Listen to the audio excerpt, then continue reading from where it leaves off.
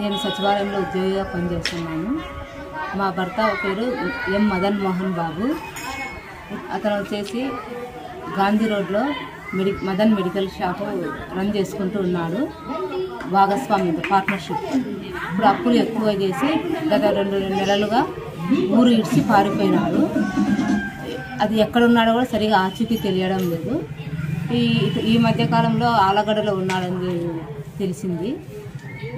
అతను పారిపోవడానికి రీజన్ ఏమంటే అతను చాలా అప్పులు చేసినాడు.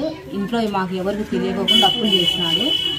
ఈ అప్పులలో అందరూ వచ్చేసి ఎంత చేసినా కూడా కౌంట్ అయితే తెలియదు, కరెక్ట్ కౌంట్ తెలియదు. ఈ అప్పుల వాళ్ళందరూ ఇంతకుముందు ఒకసారి ఈరోజు వచ్చేసి ఆదివారం మధ్యాహ్నం భోంచేసి వచ్చిన తర్వాత వచ్చి చూస్తే 2:30 గంటలకు అందరూ నేను వచ్చి చూసాక గేట్కి లాక్ చేసింది.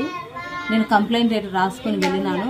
నాకు తెలియకుండానే అతను సుబ్బారెడ్డి అని అతనికి వచ్చేసి చుట్టుపక్కల విచారించింటే సుబ్బారెడ్డి అని అతను లాక్ చేసినాడని తెలిసింది.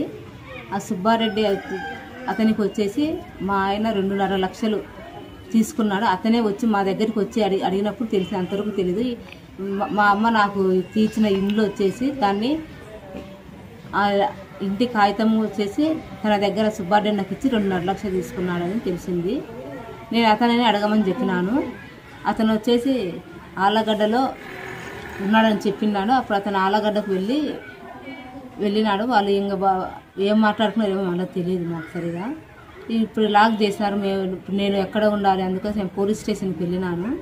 పోలీస్ స్టేషన్కి వాళ్ళు సరిగా రెస్పాండ్ అవ్వలేదు. మామూలుగా అతను పిలిపించి మాట్లాడినారు అంతవరకే. కానీ మామూలుగా నాకైతే సరైన న్యాయం జరగలేదు సార్. స్టేషన్లో ప్రొద్దుటూరు 1 టౌన్ పోలీస్ స్టేషన్కి వెళ్ళినాను.